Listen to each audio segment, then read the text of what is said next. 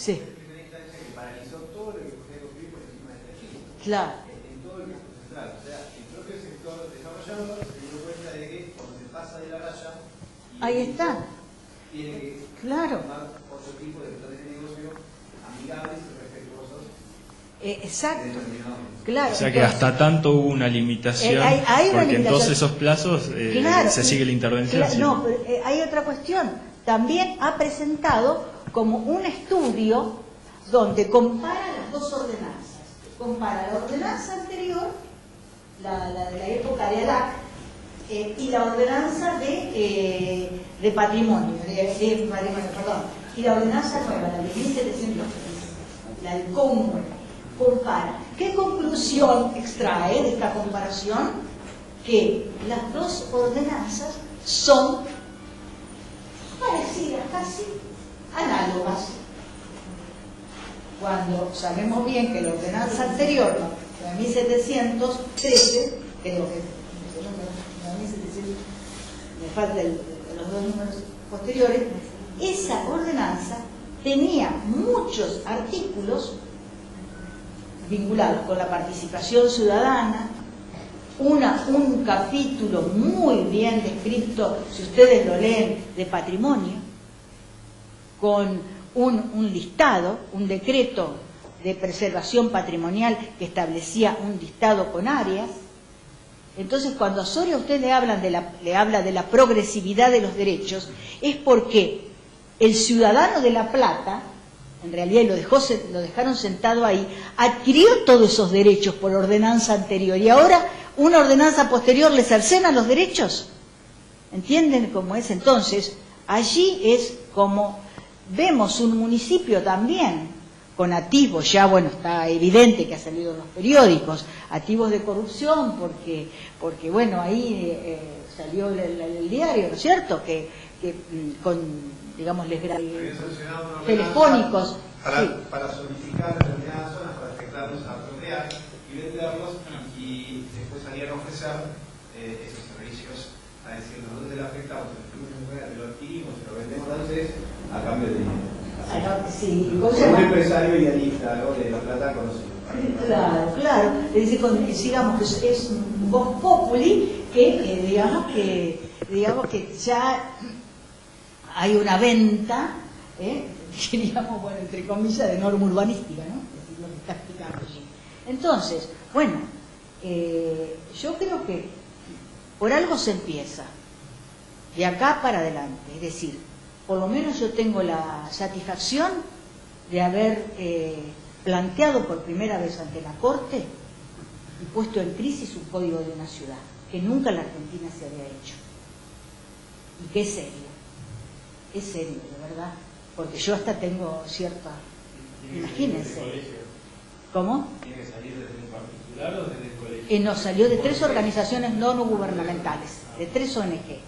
Entonces, los 3 los 3 ONG. Entonces, nosotros este caso lo vamos a llevar a la Corte Nacional. No vamos a quedar acá. No vamos a quedar acá. ¿Entienden? Es decir, que no tenemos una satisfacción de acuerdo con nuestras pretensiones o las pretensiones de las 3 ONG, yo tengo mandato para ir a la Corte Nacional. Les voy a decir, estos temas del urbanismo, y son temas muy complejos. Hay que estudiar. Yo no lo hubiera podido plantear si yo no hubiera estudiado. Se los digo directamente. Yo no lo hubiera podido plantear. Usted, doctor, conoce nuestra facultad. Un abogado que anda por la calle así, haciendo sucesiones, puede plantear, no conoce los temas del urbanismo, no ha llegado a la profundidad del problema. Si yo les digo a ustedes un manual de buenas prácticas, o les digo, por ejemplo, una zonificación, a un abogado recién recibido o con 30 años, a mí me han contestado, doctora, no, esto se lo dejo para usted porque a mí no me interesa. ¿Entiende? A mí no me interesa el urbanismo, esto se lo dejo para usted. Porque el abogado, el que trata es esto, el derecho de propiedad, todo este catálogo. Entonces, acá también hay que estudiar, hay que buscar también colegas que estudien esta materia. Nosotros ya, en mi caso, yo casi voy a tener ya 70 años, ¿entienden? Ya está. Hay que buscar colegas que estudien esta materia, no sé, hacer cursos también de estos en el colegio de abogados. Empezar a hacer una batería de acciones. Cuando yo digo de acá para adelante, no digo que me olvido, sino vamos a hacer las acciones para aminorar la marcha de los especuladores, de los concejales vinculados con los especuladores, etcétera, etcétera, ¿no? Para no caer en no sé, darles una oportunidad, para no... Hay una que trabajar en eso justamente hacia la comunidad. Claro, para no... Una masa crítica que impulse algún cambio en la materia. Claro, claro. No sé cuál es la... Claro, porque yo, por ejemplo, en Bahía Blanca también, en la ciudad de Bahía Blanca, vinieron a mi estudio, me consultaron, mire doctora, nosotros también tenemos este otro problemita, bien, tome, acá está la sentencia de corte de la provincia de Buenos Aires, lleve y haga. Y bueno, lo plantearon en Bahía Blanca también, una acción, un contencioso administrativo. Y se suspendió, parte está vigente, parte no está vigente, de ese código. Bueno, el camino está en marcha. Y si ustedes le dicen acá a las autoridades, miren que pueden plantearse una inconstitucionalidad de todo lo que están haciendo, todo lo que están haciendo, ya está la sentencia de la Corte. Por lo menos hay 2 medidas cautelares y hay un principio de sentado en biosfera. El mismo Soria, digamos generosamente, porque un ministro nunca viene, puede considerarse que está prejuzgando, un ministro nunca puede, bueno, hablar de los casos, ¿vio? Sí. Yo te he escuchado o leído alguna vez hablar de eso, que es el del financiamiento, ¿no? Los derechos tienen un costo, y hablar del costo de los derechos es algo que parece que no se habla. Sí. Y el financiamiento de la preservación. Sí. Bueno, ahí... Porque yo creo que la preservación es más a través de 2 aspectos que tiene la ordenanza, que son lo que permiten dejar la casa adelante como salvar del edificio que va atrás, ¿no? Que es algo, no conozco de arquitectura, pero parece que no es algo muy bueno. Y hay muchos ejemplos y hay muchos más promovidos. Al no haber mecanismo de financiamiento para el coste de ese derecho, el propietario que tiene que mantener la casa como está, es uno de los temas que genera fricción. Claro, por ejemplo, si nosotros... Sí. Por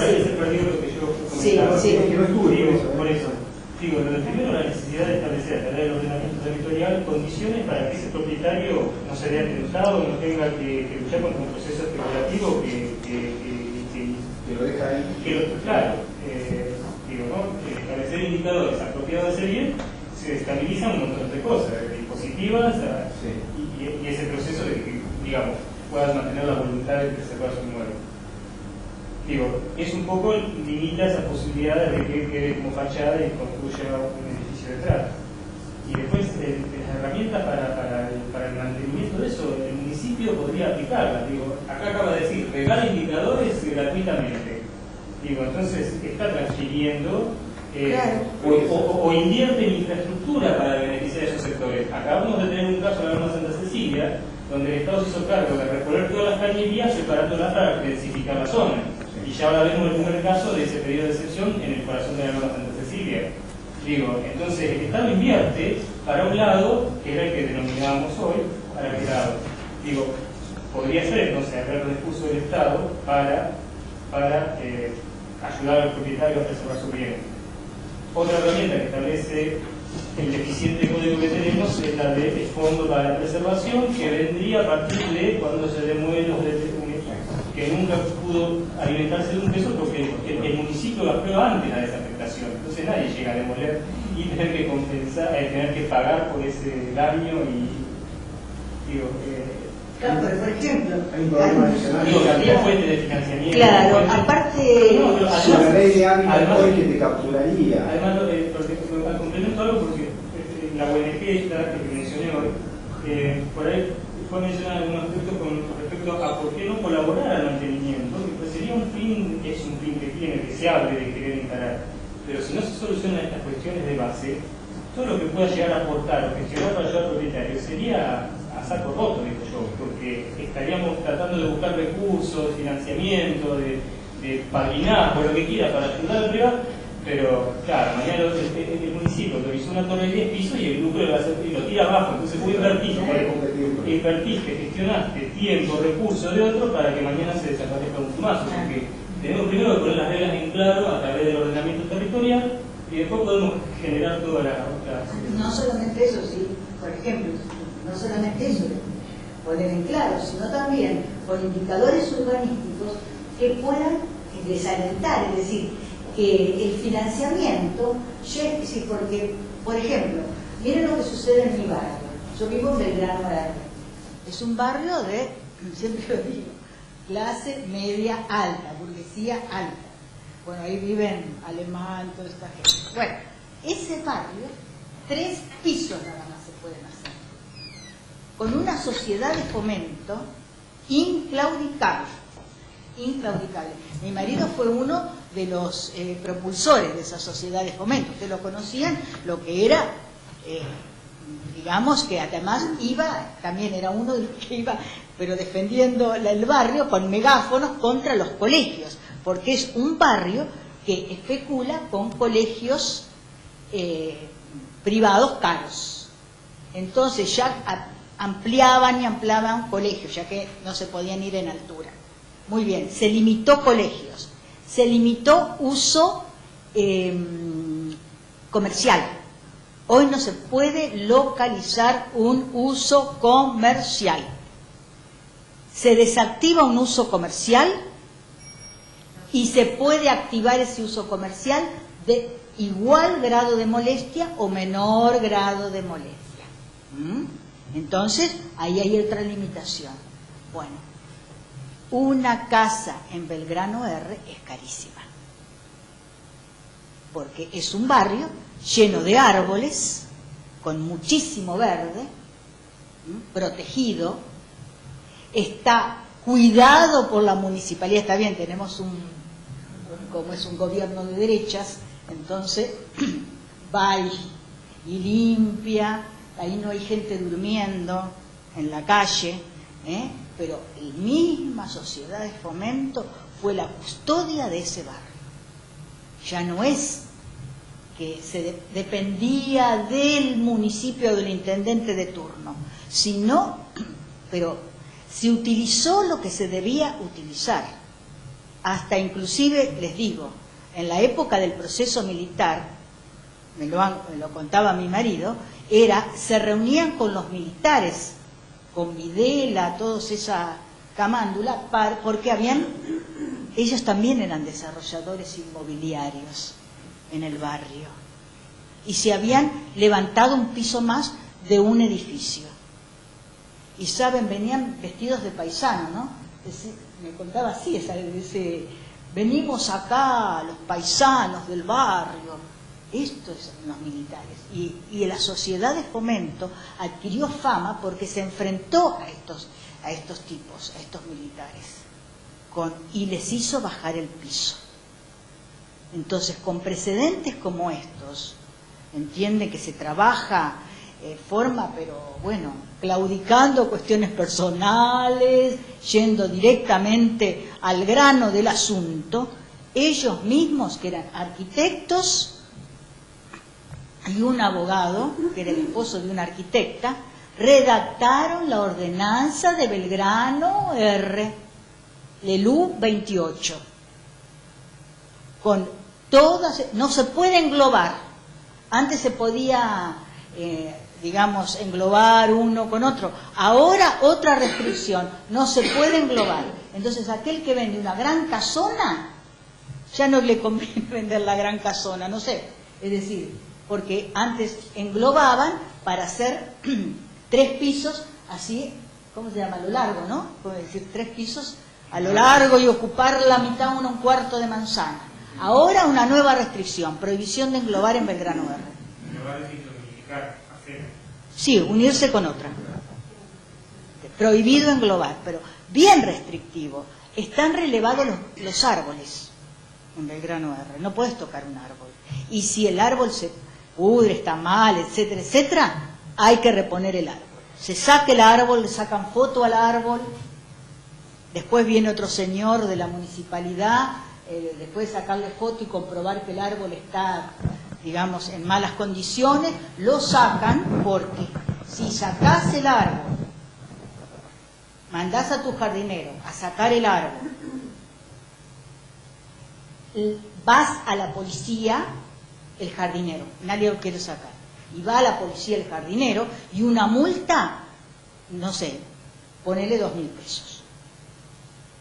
¿Entendido? Entonces, ¿vieron? Cuando hay normas de esta forma redactada, y Belgrano R es distrito U28, área de zonificación U28. Yo por eso les digo, la zonificación para mí es fundamental en los temas patrimoniales y ambientales. Es fundamental. Y una casa, ahí hay, como dice una amiga mía, mansión. No hay una mansión.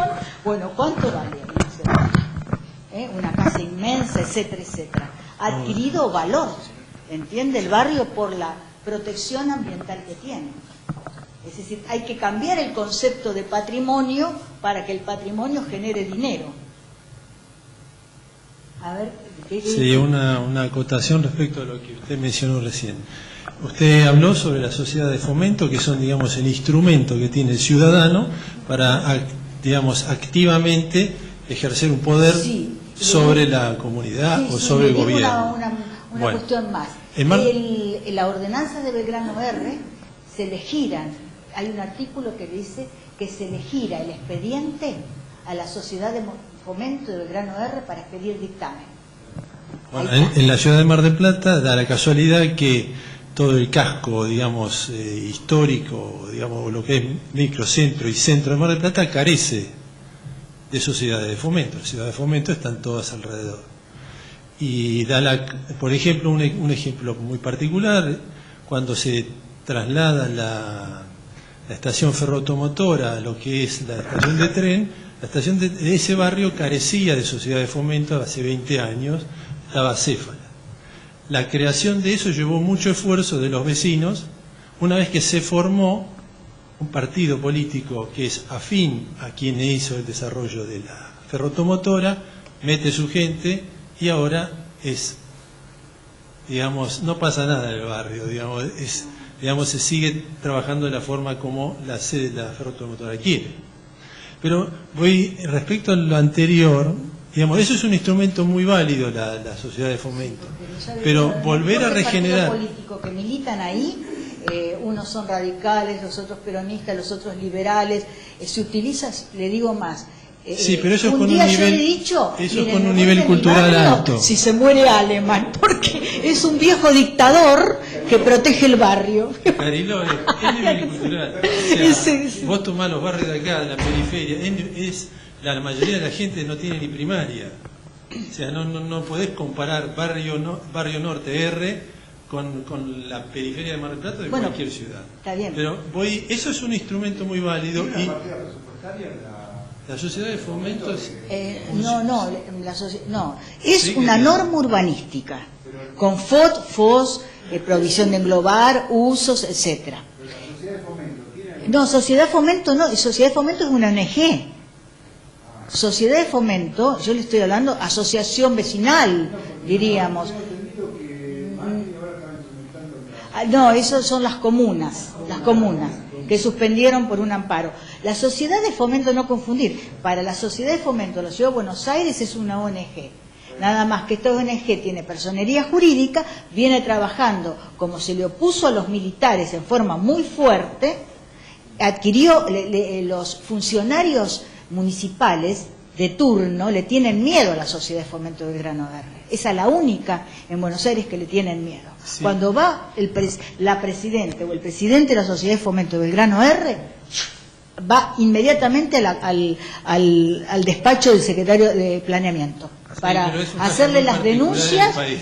Claro, por eso le digo, pero hay que trabajarlo, hay que trabajar. Quería hacer una acotación respecto a lo que había dicho colega acá, justo anterior. O sea, yo ciudadano de a pie, normal, voy por la calle y me veo cercenado en el artículo 41 de la Constitución que usted dice.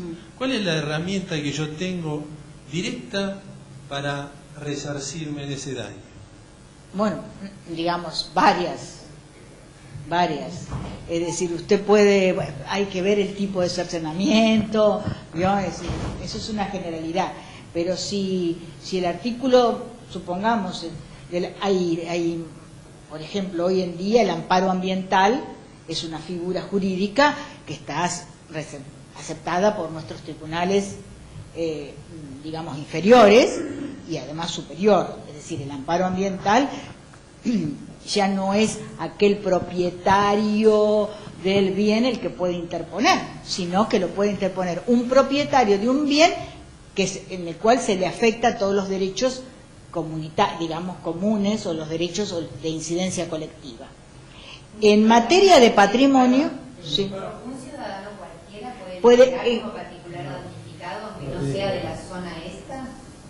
Es decir, supongo un grado de legitimación para un grado la justicia según la Constitución y las leyes provinciales en nuestra provincia dicen que afectado. Dice afectado. La afectación ambiental es muy difusa.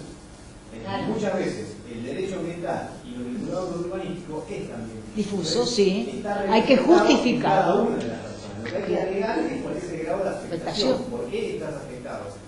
Ejemplo, las construcciones sobresalientes de línea municipal que llevan a tirar abajo todos los árboles, ¿no? De la vereda donde se construye.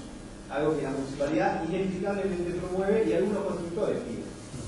Ese es un grado de afectación donde uno se puede sentar agraviado en su derecho al ambiente, porque es más lindo o porque es más sano tener arbolitos en la vereda que no tenerlos, que podría dar lugar al reconocimiento judicial del derecho a reclamar. Como el caso de, pero como el caso de él, ¿no? Hay casos va y dice, la casa de mi tío no está más, digamos.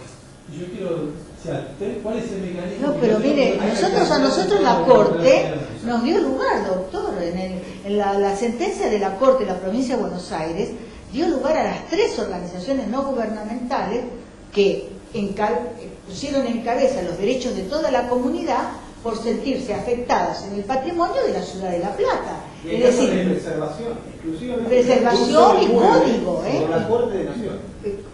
Sí, código, por los tribunales. No, corte directo, acción de inconstitucionalidad. Y corte directo. Era la inconstitucional una ordenanza de tipo general. Claro. El tribunal competente es la Corte. Claro. En otros casos puede haber un tribunal o un juzgado competente de primera instancia o de segunda. Depende. Yo les digo sinceramente, como vamos a hablar ahora tranquilos, yo ahora los casos que interpongo son siempre ante la Corte. No voy, mi firma está para la Corte porque los jueces inferiores están muy teñidos de política, ¿no es cierto? Los jueces inferiores tienen sus, digamos, sus preferencias. Pueden ser permeables a distintas presiones. En cambio, en la Corte hay 5. Da ciertas garantías. Nosotros interpusimos 2 casos, el Bosque de La Plata y el Cobo. Y en el Bosque de La Plata nos fue muy bien. La sentencia del Bosque de La Plata es muy bueno. Lo que sucedió es que las organizaciones no gubernamentales fueron presionadas por los clubes, estudiantes, gimnasia, etcétera, y hicieron un acuerdo. En el momento que hicieron un acuerdo, las ONG, esta abogada renunció al patrocinio letrado, pero ellas hicieron un acuerdo. Nosotros teníamos el juicio ganado, pero llegaron a un acuerdo por digamos, amedrantamientos, violencia, etcétera. Esto lo cuento así, diría, bueno, no importa, ya está en el expediente que me fui está la renuncia de mi patrocinio letrado, va a salir grabado. Pero, es decir, la actitud de la Corte es receptiva a todo esto. No está alejada. Si nosotros leyéramos, o si se leyera los artículos de Lorenzetti, que es profesor de Derecho Ambiental, Lorenzetti tiene muy en claro los temas ambientales y los temas del patrimonio, que los vincula con los ambientales. ¿Entiende? ¿Qué? ¿Esa formación la tiene todo el Poder Judicial? Y usted sabe que la va teniendo. Cuando nosotros empezamos en los años 83, 84, 86, los jueces no las tenían y eran muy pocos los que sabían de estos problemas y los que habían estudiado. Pero ahora en Buenos Aires, basta de demoler. Los amigos de Palermo, los amigos de ese Caballito, que se lo pasan interponiendo ante distintos jueces inferiores amparos. ¿Tan claros? Entonces van sentándose una jurisprudencia. Nosotros la presentamos, bueno, yo acá quería charlar un poquito más sobre los casos, que son interesantes, porque empezó uno con el Panal en Córdoba, el famoso caso del Panal en Córdoba. Pero el que llegó al Tribunal Superior de la Ciudad de Buenos Aires fue el caso Tudanca. Precisamente es un caso de norma urbanística. El caso Tudanca, yo tengo un gran amigo que es hijo de un político, hijo de un político fallecido. Lo voy a decir porque está ahí en el caso Tudanca. Te ponen caso Tudanca en el Google y está ahí, que es Juan Storani, que es el hijo, es el hermano menor de Federico. Entonces viene al estudio y me dice, Ana María, necesito esto porque me van a construir un edificio de 7 pisos en Palermo, en el Palermo zona de Colegiales, cuando toda la manzana es de casas como las que muestra esto, chalet, casas del nuevo Colegiales, o del viejo Colegiales. Entonces fuimos con un amparo. Primera instancia, bueno, en la primera instancia el juez le dije, acá en el urbanismo hay que buscar todo. Las normas urbanísticas, informe del SICOP, informe del ICOMOS sobre el barrio, ¿no es cierto?, sobre la manzana. Nota del decano de la Facultad de Arquitectura, que en ese momento era Berardo Duhovne. Nota del decano de la Facultad de Arquitectura sobre el estudio del barrio. Es decir, se hizo un estudio del barrio, es decir, acumular toda la prueba. Ya que tenemos nombre, bueno, somos serios, vamos a presentar todo. Entonces, ahí fuimos, con notas, con toda esa carpeta de prueba documental. Y además, le dije, porque todas las relaciones políticas, institucionales, porque es un muchacho que le daba vergüenza, yo soy más arrejada que él, ¿no? Él le daba vergüenza, no, yo a mi hermano no lo molesto, no, molestar a quien se tiene que molestar, vamos a ser serios, todo, vamos a ir con todo el paquete. ¿Por qué? Porque todos los desarrolladores utilizan el mismo paquete que vos, o van a utilizar el mismo paquete que vos. Entonces, vamos a ir con todo. El juez llama y nos dice, necesitamos un proyecto de ordenanza de desafectación, porque era varios distritos, ¿cierto?, de desafectación de ese distrito y afectarlo al distrito lindero, que era el de las casas bajas, las casas, digamos, con FOT menor. Bueno, fuimos al estudio a buscar, bueno, primeros al Consejo Deliberante, a buscar a la concejal, que era para colmo del PRO, que le iba a presentar el proyecto de ordenanza. Lo redactamos, llegamos al juez con el proyecto de ordenanza, dictó la cautelar, suspéndase la obra. ¿Entienden? Pero todo eso era un paquetón de prueba. Si el doctor lo sabe, para ganar un juicio se gana con la prueba. no se gana con otra cosa. Entonces, al presentar, ya lo tiene, al presentar todo eso dicta la cautelar. Cuando dicta la cautelar, apelan, bueno, según distancias, y termina en el Tribunal Superior.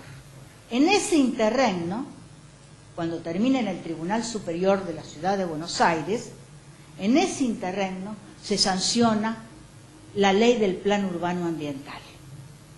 Y se sanciona otra ley que crea el Consejo de Asuntos Patrimoniales y el Consejo del Plan Urbano Ambiental. Entonces, ¿saben la sentencia cuál fue del Tribunal Superior?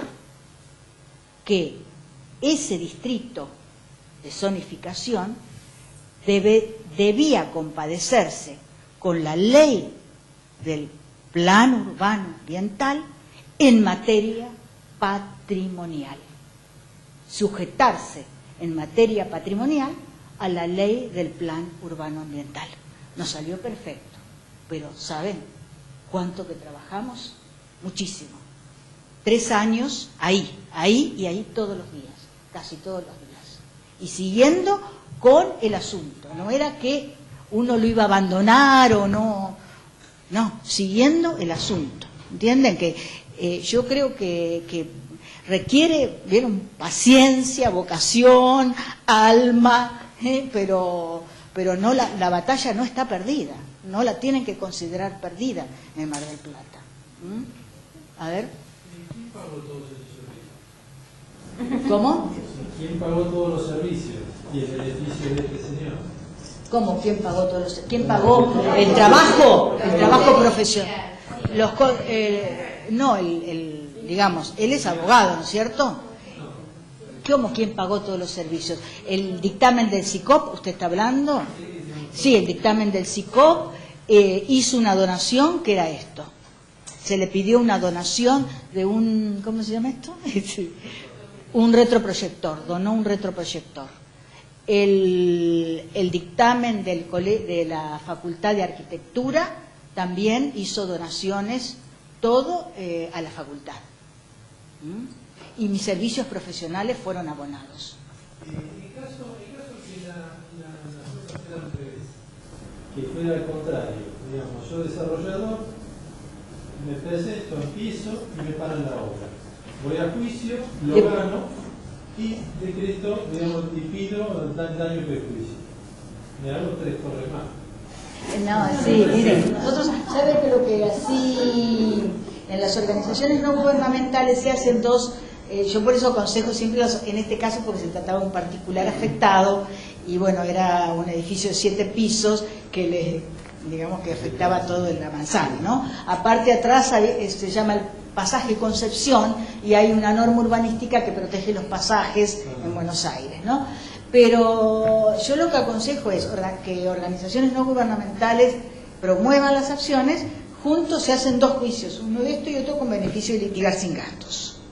Nosotros en el beneficio, en La Plata, el beneficio de litigar sin gastos lo tenemos otorgado. Se le ha otorgado a las 3 organizaciones no gubernamentales digamos, son entidades sin fines de lucro, por lo tanto no tienen patrimonio. Entonces, la Corte tenemos el beneficio de litigar sin gastos otorgado. Pero se tiene que hacer siempre el mismo día. Se interpone la demanda y el beneficio al mismo tiempo. 2 juicios. Ana, ¿esos 7 pisos estaban bajo la norma vigente en ese momento? Estaban bajo la norma vigente. Y yo pienso, ¿Bien? ¿no? Y él fue un arquitecto que también trabajó. Era un grupo de arquitectos y un grupo de asociaciones. Sí. Sí, lo que sucede es que era todo una manzana, digamos 2 manzanas, ¿no? El barrio Nuevo Colegiales tenía 4 subzonas, Z1, Z2, Z3, Z4. Lo que había quedado era que me parece que era el Z3, se le permitía hacer los pisos. Le dieron el uso conforme, ¿no es cierto? Certificado de uso conforme que tiene una validez de 6 meses en la Ciudad de Buenos Aires. Cuando ese certificado, si no en 6 meses no se construye, cae. Resulta que en la constitución de nosotros fuimos por el lado de la constitución de la Ciudad de Buenos Aires. La constitución de la Ciudad de Buenos Aires, que fue sancionada muy, digamos, contemporáneamente a esta, es decir, 94 al final, dice que la ciudad protege el patrimonio arquitectónico, urbano, material, inmaterial, cualquiera fuere. Y eso es lo interesante. Cualquiera fuere su naturaleza jurídica y titularidad. ¿Entendés? Entonces, como acreditamos a través de la prueba ofrecida de organismos técnicos serios, organismos especializados, diríamos, serios, acreditamos que se estaba violando ese artículo constitucional, no entramos por el Código de Planeamiento Urbano, entramos por la Constitución. Yo por eso es que hay que entrar por ese lado, no sé si usted lo comparte, pero hay que entrar por ese lado para que nuestros jueces, claro, para que nuestros jueces nos den la razón. Y cuando dice, cualquiera fuere su naturaleza jurídica y su titularidad. Y además dice, esta ciudad ordena la conducta a través de un plan urbano ambiental. ¿Entienden? Y como el plan urbano ambiental digamos, está redactado, y es la ley número 71 de la Ciudad de Buenos Aires, está redactado, se hizo en la época, sí, en la época del radicalismo, de la Rúa Ibarra. Entonces, ese plan urbano ambiental nos sirvió también de marco para esta manzana. De hecho, que el edificio no está hecho, se le revocó el permiso de la obra. Está bien, pero